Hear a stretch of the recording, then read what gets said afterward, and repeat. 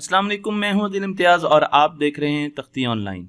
मेरा आज आपसे एक सिंपल सवाल है कि क्या कभी आपने सोचा है कि ज़िंदगी क्या चीज़ है और हम ज़िंदगी को कैसे डिफ़ाइन कर सकते हैं।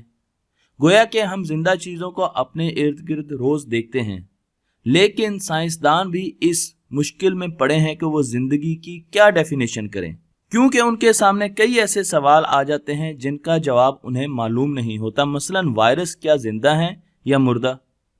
लेकिन हम ये जानते हैं कि ज़िंदगी एक ऐसा प्रोसेस है जिसमें हम एनर्जी का इस्तेमाल करते हैं, जिसे परवान चढ़ने के लिए एनर्जी की ज़रूरत होती है। मसलन इस फूल को ले लीजिए जो सूरज से धूप लेता है और आहिस्ता आहिस्ता अपनी खुराक बनाते हुए बड़ा होता है। शहद की मक्खी इससे जूस लेती है और अपना शहद बनाती है। लेकिन अगर एनर्जी ख़त्म हो जाए तो क्या हम जिंदा रह सकेंगे? मैं आपको लेके चलता हूँ हमारी यूनिवर्स की इब्तिदा की तरफ, जो कि 14 बिलियन ईयर्स पहले एक धमाके से हुई। और इस धमाके से बनने वाली यूनिवर्स को आज हम अपनी सैटेलाइट्स के जरिए देख रहे हैं। हम माजी से आने वाली रोशनी को देखते हैं और अंदाज़ा लगाने की कोशिश करते हैं कि यूनिवर्स कैसे बनी। इसी तरीके से मैथमेटिक्स और फिजिकल लॉज भी हमें ये बताते हैं कि हमारी यूनिवर्स का बिहेवियर क्या होगा। इन लॉज को हम जब भी यूनिवर्स पर टेस्ट करते हैं तो हमें यूनिवर्स के बारे में बहुत ज़्यादा जानकारी मिलती है। इसी तरीके से यूनिवर्स को हम स्टडी करते हैं बहुत बड़ी टेलीस्कोप्स के साथ। जैसे कि मैं आपको यहाँ पर चिली की VLT दिखा रहा हूँ, जो कि एक बहुत बड़ी टेलीस्कोप है जिससे हम यूनिवर्स को स्टडी कर रहे हैं। और ये सब करने का मकसद क्या है? डॉक्टर लेविस कहते हैं, जो सिडनी इंस्टीट्यूट ऑफ एस्ट्रोनॉमी के प्रोफेसर हैं, कि इन तमाम चीज़ों को सीखने के बाद हम यूनिवर्स के मुस्तकबिल के बारे में कुछ बता सकते हैं। मैं आपको एक बहुत ज़बरदस्त सिमुलेशन की तरफ लेके जा रहा हूं जिसका नाम है इलस्ट्रेस। इलस्ट्रेस वेबसाइट का लिंक मैंने डिस्क्रिप्शन में दे दिया है और यहाँ पर आप जाकर कायनात पर बनाई गई मुख्तलिफ सिमुलेशंस देख सकते हैं। इन सिमुलेशन के साथ हम ये अंदाज़ा लगाने की कोशिश करते हैं कि माजी में कायनात कैसे इवॉल्व हुई और फ्यूचर में कायनात कैसे ख़त्म होगी। हम ये जानते हैं कि हमारी गैलेक्सी जिसका नाम मिल्की है वो 100 बिलियन स्टार से मिलकर बनी है। ये एक स्पाइरल गैलेक्सी है और इसके साथ साथ जो करीबी गैलेक्सी है वो एंड्रोमेडा है, जिसे M31 भी कहा जाता है। एंड्रोमेडा हमसे 2.537 मिलियन लाइट ईयर्स के फासले पर है। सिमुलेशंस ये बताती हैं कि आज से 4 बिलियन ईयर्स के बाद इन दोनों गैलेक्सीज की आपस में टक्कर होने वाली है। जब ये गैलेक्सीज आपस में टकराएंगी तो इनके रोशन पार्ट, जो कि ब्लैक होल के इर्द गिर्द मूव करते हुए बहुत ज़्यादा सूरज हैं, वो एक दूसरे से टकराएंगे, दूर चले जाएंगे, फिर वापस आएंगे, टकराएंगे, फिर दूर चले जाएंगे और इस तरीके से पीरियडिकली मूव करते करते एक गैलेक्सी का जन्म होगा।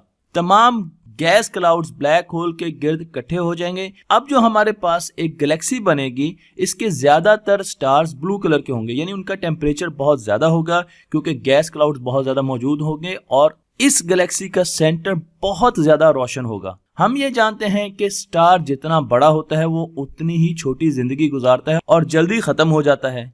यही हाल होगा ब्लू स्टार्स के साथ भी। लेकिन मैं आपको एक बात बता दूं कि जब हमारी गैलेक्सी की टक्कर या कोलिजन दूसरी गैलेक्सी के साथ होगी तो कोई एक स्टार भी आपस में नहीं टकराएंगे, ऐसा कहना है इस सिमुलेशन का।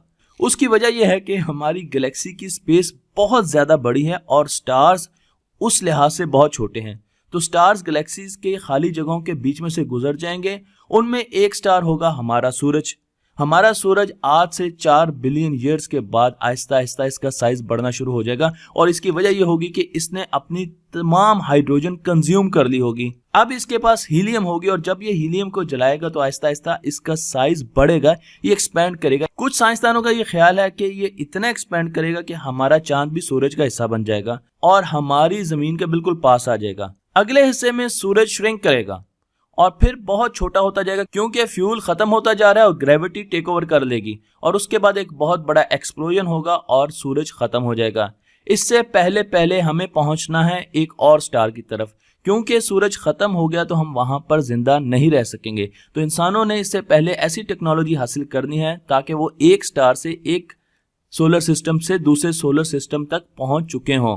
हम ये जानते हैं कि हमारी कायनात की गैलेक्सीज को एक मिस्टीरियस फोर्स एक दूसरे से दूर लेके जा रही है जिसे डार्क एनर्जी कहते हैं, जिस पर मैं बहुत सी वीडियोस बना चुका हूं। आज से 4 बिलियन सालों के बाद डार्क एनर्जी इतनी पावरफुल हो जाएगी कि हमारे आसमान में जो सितारे हमें नजर आते हैं वो हमें नजर नहीं आएंगे, क्योंकि गैलेक्सीज दूर जा चुके होंगे, उनके सितारे हमसे बहुत दूर जा चुके होंगे। हमें बहुत कम स्टार्स नजर आएंगे जो कि हमारी बिल्कुल पास की गैलेक्सीज में मौजूद होंगे। मैं बात कर रहा हूं 100 बिलियन ईयर्स की। तो आज से 100 बिलियन ईयर्स के बाद जब आप आसमान को देखेंगे तो आपको 1 2 3 सितारे नजर आएंगे, बहुत ज्यादा सितारे और गैलेक्सीज नजर नहीं आएंगी। ये वो वक्त होगा जब गैस खत्म होना शुरू हो जाएगी, गैस के क्लाउड्स खत्म होना शुरू हो जाएंगे, और हमें पता है कि स्टार्स हमेशा गैस के क्लाउड से बनते हैं। तो नए स्टार्स बनना बंद हो जाएंगे हमारी गैलेक्सी में।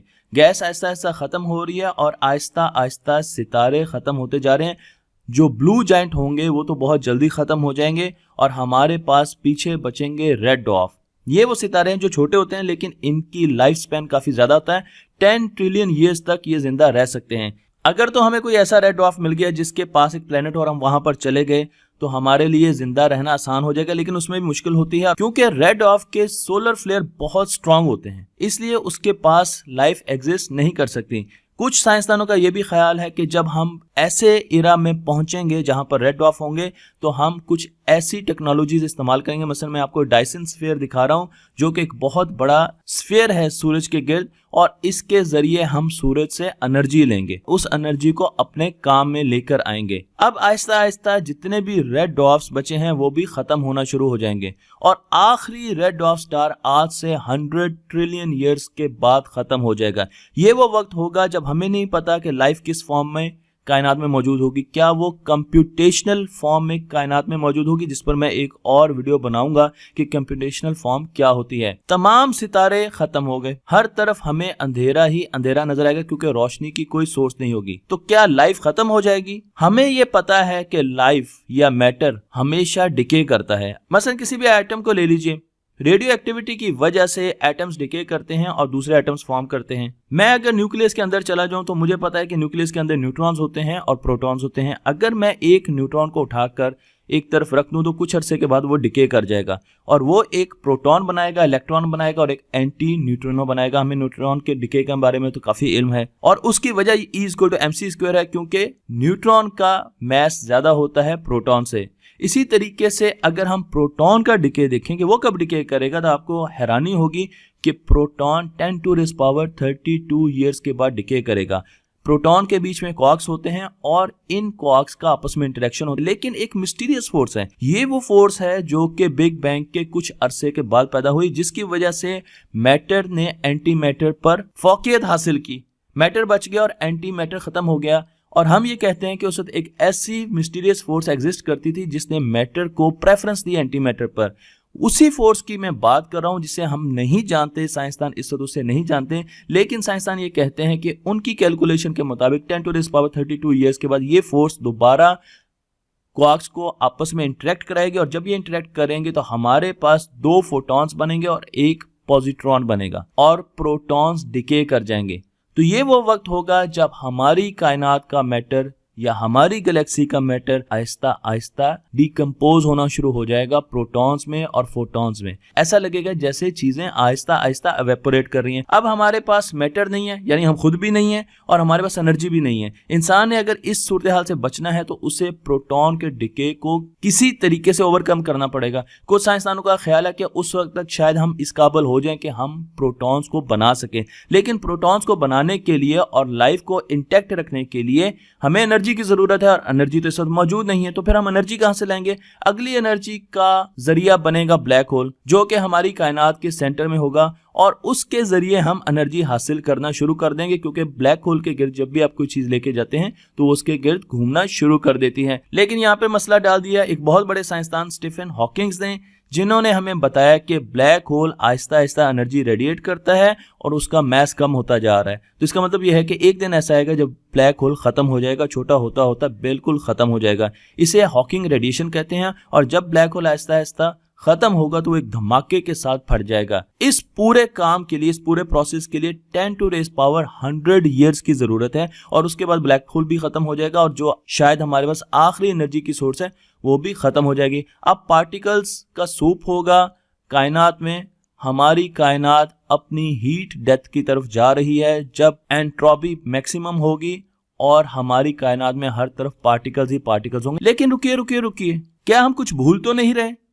डार्क फोर्स कहाँ गई, डार्क मैटर कहाँ गया? साइंसदानों का यह ख्याल है कि अगर यही सिलसिला चलता रहा तो 10⁻² ईयर्स के बाद डार्क एनर्जी, जो कि हमारी कायनात का एक बहुत बड़ा हिस्सा है, वो लोअर एनर्जी स्टेट्स में डिके कर जाएगी और उसकी वजह से मुख्तलिफ जगहों से हमारी स्पेस एक्सपेंड करना शुरू कर देगी। जब हमारी स्पेस मुख्तलिफ जगहों से एक्सपेंड करेगी तो वहां पर मुख्तलिफ बबल्स बनना शुरू हो जाएंगे और आपको नजर आ ही रहा होगा कि क्या होने जा रहा है, और बिग बैंग्स होने जा रहे हैं और इस तरीके से लाइफ का एक और साइकिल शुरू होने वाला है। बिल्कुल ऐसे ही जैसे हम ये समझते हैं कि हमारी कायनात बनी और कायनातें बनने जा रही हैं और इसी तरीके से साइक्लिक लूप चलती रहेगी। यहां पर मैं ये वाज़ेह करना चाहता हूं कि जो कॉन्सेप्ट मैंने आपको इस वीडियो में दिया है ये एक हाइपोथेसिस है। साइंसदान ऐसा सोच रहे हैं कि ऐसा हो सकता है, इसका ये मतलब नहीं है कि ऐसा ही होगा, क्योंकि सॉफ्टवेयर में 100 किस्म के हाइपोथेसिस होते हैं, जिसमें जो सबसे ज्यादा प्रोबेबल हाइपोथेसिस है वो मैंने आपको यहाँ पर बताया है। मुझे उम्मीद है कि आपको मेरी ये वीडियो पसंद आई होगी। मेरे चैनल को लाइक कीजिए, शेयर कीजिए और दूसरों तक पहुंचाइए।